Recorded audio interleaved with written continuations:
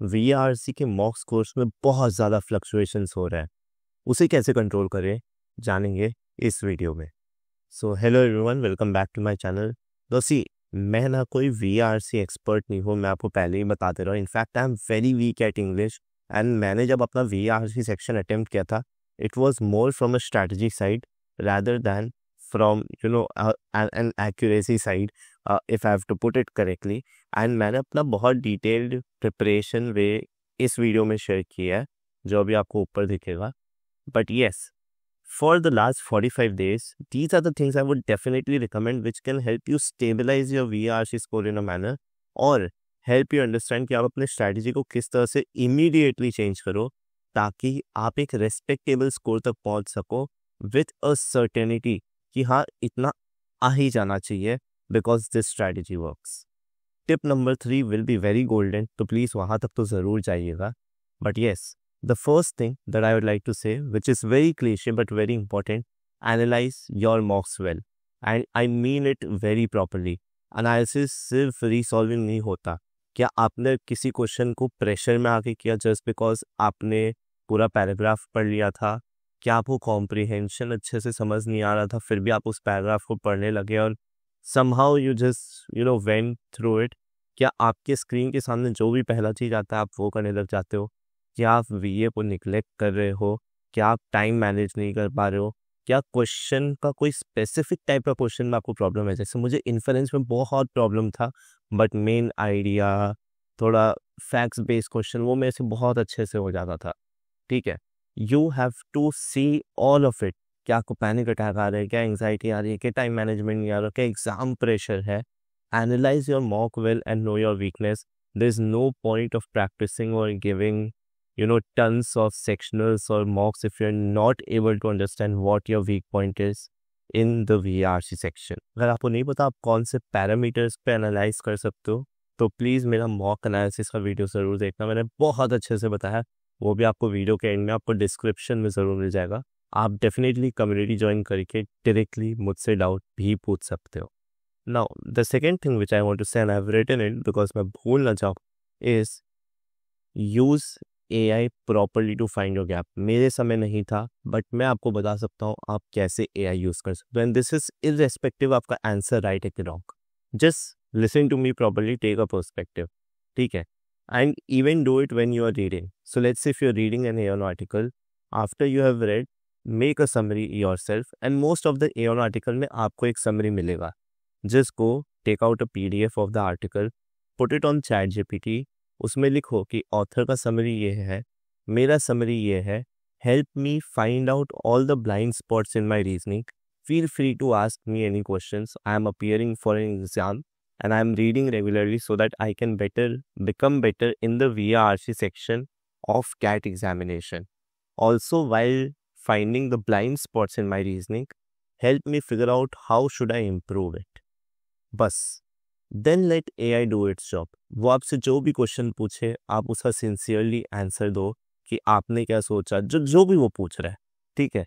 And you will find out a pattern after you have analyzed let's say 10-12 articles कि हमेशा मैं यहाँ deviate हो जा रहा हूँ एंड इस चीज़ को फिक्स करो। बहुत हेल्पफुल है, बहुत ज़्यादा ज़रूरी है यार। वीकनेस फिक्स नहीं करोगे कोई फ़ायदा नहीं होगा। Similarly whenever you have given sectional, whenever you are doing VA, just put it on ChatGPT। Let's say parajumble है, पैराजंबल लेके ChatGPT में डालो और उसको पहले आंसर करने दो। अगर उसने सही आंसर किया फिर आप डालो कि यार मेरा आंसर ये था, मेरे रीजनिंग में कहाँ फ्लॉ था, और आप उसको अपना रीजनिंग समझाओ कि आपने 2143 था आपके हिसाब से तो y1 इज बिफोर 4, ठीक है? whenever you are doing RC, put the whole RC, put the question and first let GPT answer it, ठीक है? once it's answer and अगर वो आंसर करेक्ट है तो उसको बोलो कि यार मैंने ये आंसर सेलेक्ट किया, how is this not the answer? Ask how did it eliminate all the other options। अगर उसने D आंसर बताया तो पूछो what were the major elimination points for A, B and C। अगर आपको फिर भी लग रहा है वो गलत बोल रहा है, आप अपने B का आंसर को डिफेंड करना चाहते हो तो डिफेंस डालो कि नहीं मुझे लगता है B है for this reason, tell me where I am going wrong. And then वो जो क्वेश्चन पूछे फिर उसका आंसर दो एंड देन अगेन अपने पैटर्न को एनालाइज करो कि कहाँ आप मोस्टली डेविएट हो जा रहे हो। अगर आप उस चीज़ को अच्छे से यूज़ कर लोगे ना एआई को, लिटरली आप अपना पूरा प्रिपरेशन का जो कर्व है उसको बदल सकते हो एकदम पक्का से।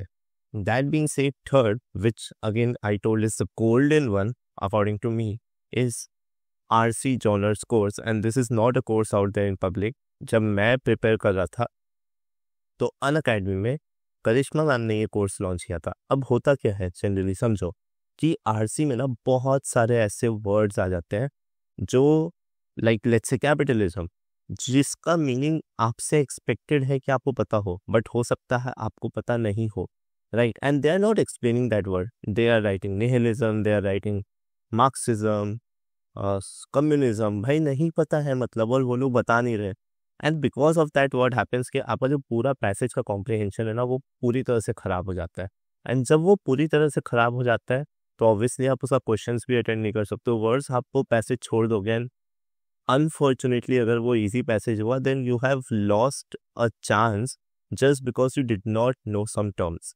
तो करिश्मा मैम ने कोर्स लिया था जिसमें उन्होंने बेसिक टर्मिनोलॉजी, मतलब इकोनॉमिक्स में जो बेसिक टर्मिनोलॉजी है, रिलीजन में जो है, फिर आपका capitalism, socialism, communism, nihilism, philosophy, psychology, art, ये सब का बेसिक्स कवर कर दिया था। एंड उससे मुझे ना सिर्फ नॉलेज मिला but because now I knew the background of some of the words and also the proper meaning, तो अब मुझसे RC कॉम्प्रिहेंशन ना थोड़ा स्मूथ हो गया। ये नहीं कि सब कुछ समझ आने लग गया, बट थोड़ा बेटर हो गया। एंड वो थोड़ा बेटर भी बहुत मैटर करता है।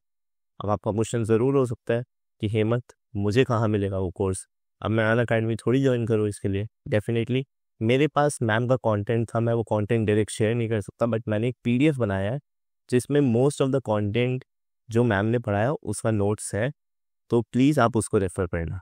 विच now takes me to point number 4, read a lot. Very cliche. And I've also told how you can use AI in reading a lot.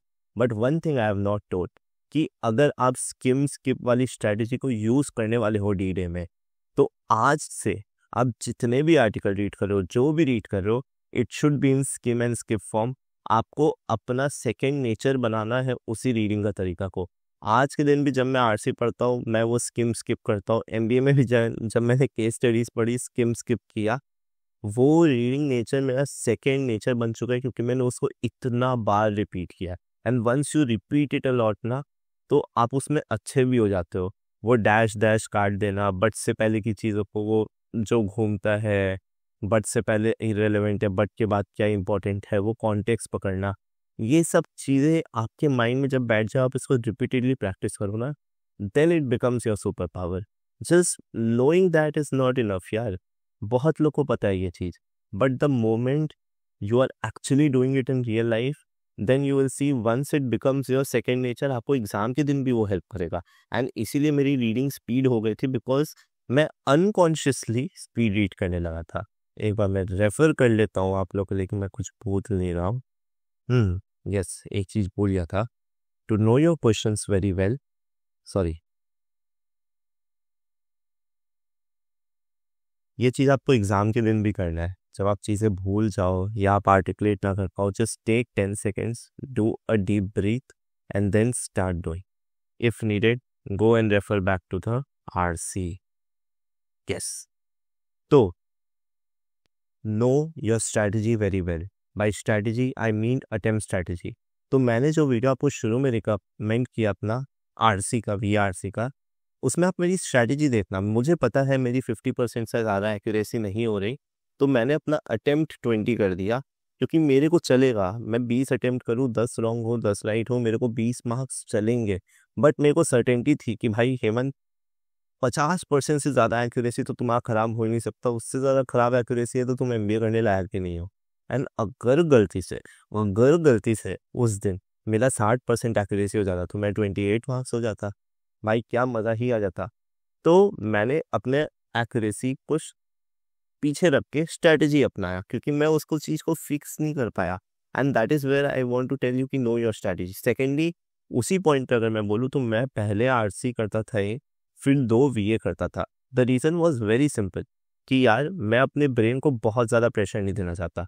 एक आरसी करोगे, इतने सारे वर्ड्स आपके ब्रेन के अंदर जा रहे हैं, एंड जैसे ही वो ख़त्म हुआ उसी मोमेंट आप दूसरा आरसी शुरू करोगे, ब्रेन प्रोसेस नहीं कर पाएगा। तो मैं 2 वीए करता था, which did not let me waste my time but gave me a much needed break. क्योंकि बहुत कम वर्ड्स है, सेम मार्क्स मिलेंगे, आप राइट करोगे तो +3 मिलेगा।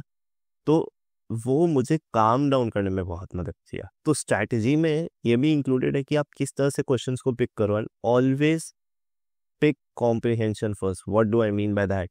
अगर आपको पैसेज समझ नहीं आ रहा, क्वेश्चंस कितना भी इजी है, डज नॉट मैटर। तो कॉम्प्रिहेंशन मैटर्स अ लॉट, इसलिए how you pick RC matters a lot. अगर आपका टॉपिक से कंफर्ट नहीं है, आपको पता है आप उसे कॉम्प्रिहेंड ही नहीं कर सकता, आपका दूर दूर तक नाता नहीं है, चाहे आप जितना ही दिमाग लगा लो, छोड़ दो। Don't dwell on it, don't think कि मैं 2 मिनट पढ़ के तो देख लूँ। The paradox of choices are really bad. जितना ज़्यादा आपको चॉइस करने दिया जाएगा, आप उतना ही कंफ्यूज होगे। सो एलिमिनेट करो अपने चॉइसेस को जितना जल्दी हो सके। एक आरसी फट से एलिमिनेट, तो 4 क्वेश्चन खत्म, वो आरसी मेरे लिए खत्म, 3 आरसी बाकी, तीनों करने हैं मुझे। ये मेरी स्ट्रैटेजी है। मैं कभी भी ये नहीं खोजता था मुझे कौन सा आरसी करना है। मुझे जैसे ही पता चला कि यह आरसी मुझे नहीं करना है, done, now I have all the 3 RCs to do. That kind of choice helps you. Do not neglect VA, practice VA, give a lot of sectionals, analyze them well. Next 45 days में ना आप कुछ magical नहीं कर लोगे, but आप जो मैंने बोला है, एनालिसिस अच्छे से करो, रीडिंग अच्छे से करो, AI यूज़ करो, अपनी स्ट्रैटेजी डिफाइन करो, आरसी चूजिंग का फ्रेमवर्क चूज रखो, आरसी जॉनर्स वाला चीज़ करो, एंड सेक्शनल्स दो अच्छे से। ये सब चीज़ आप कंसिस्टेंटली करोगे ना, आप खुद से देखोगे कि वो ट्रेंड लाइन स्टेबल होगा या इंक्रीज होगा। Remember, whatever you have been doing till now is not working. That is the reason why you are on this video. So trust me and do these things, and probably you will see much better results. I hope this video helped you. I will come up with more valuable content. All the best for your preparation. Happy Diwali in advance, and I'll see you in the next video, future managers. Bye bye.